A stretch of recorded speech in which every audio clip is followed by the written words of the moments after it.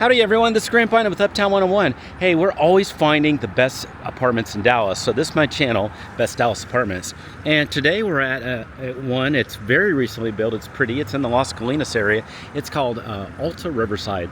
So we're gonna pop into Alta Riverside, we're gonna take a look at their models, we're gonna see the amenities and kind of what it's like here to live here. I can already tell you it's going to be fun. This is a great location, by the way. It's it's in Las Colinas.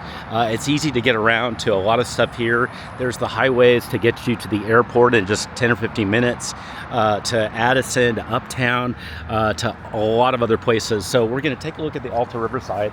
We're going to put it on about 12 videos, and we're going to have it all on this playlist here. So you're going to be able to look at it, love it, and check it out all here. You don't have to really tour in person. This is going to be a super complete tour.